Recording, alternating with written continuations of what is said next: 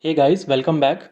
In this video, we will see what is a test plan, explanation of different configuration settings of a test plan, and demonstration of a simple script creation and execution. So let us see that in detail.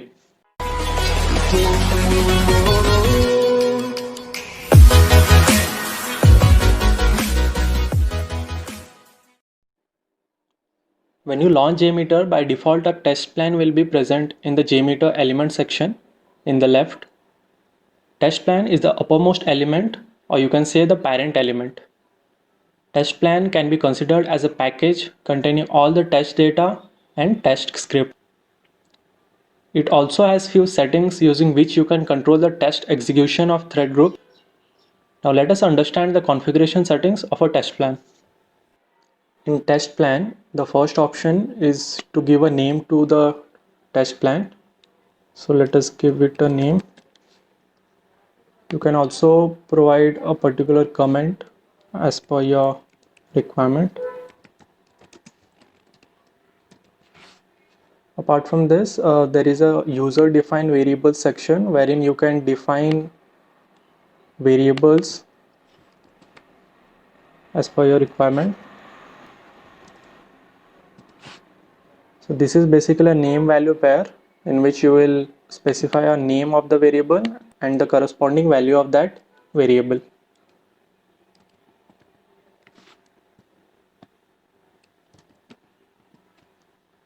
So these variables will basically be a global variable and you can use this name in your script wherever you require in your script. So you just have to declare it in the test plan and you can use these variables in your script. On the below you have different options,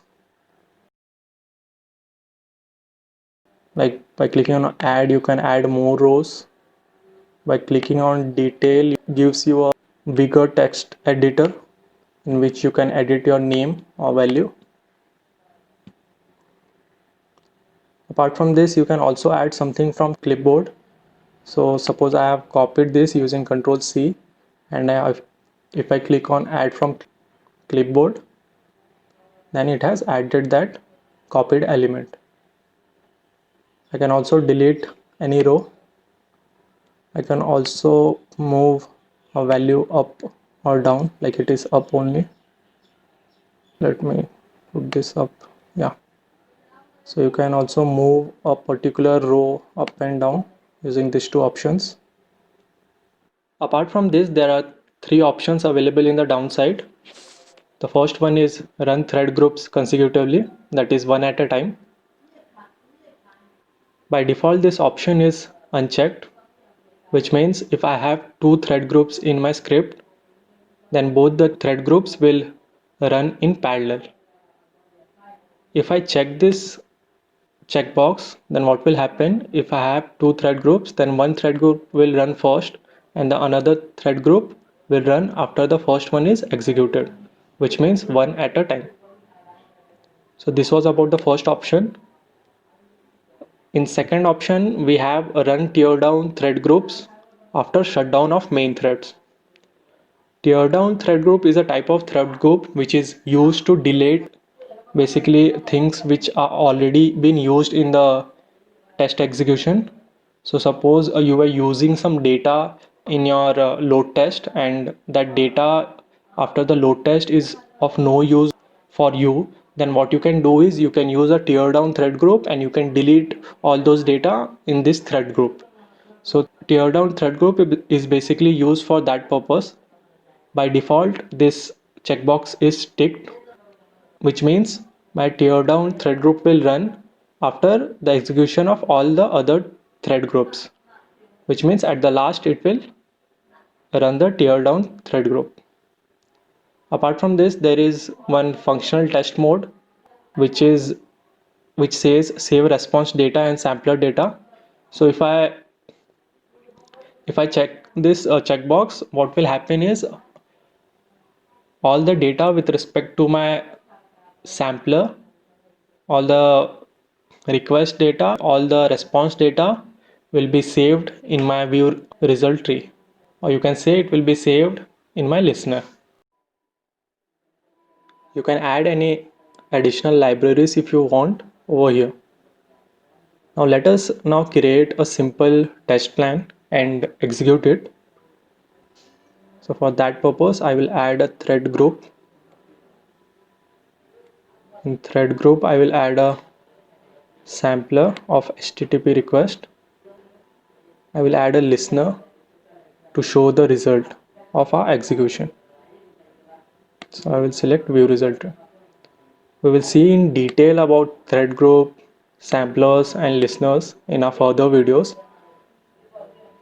As of now, let me give it a URL www.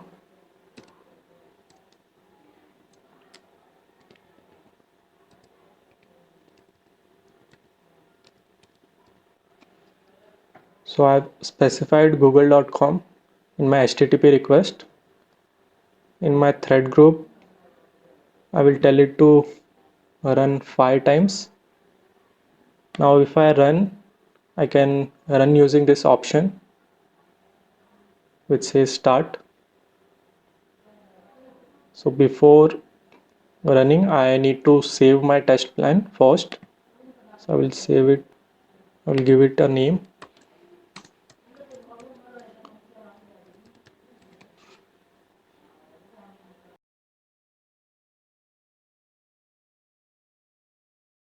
Once I have saved, you can see it has started running and all the request and the response has been captured in the view result tree.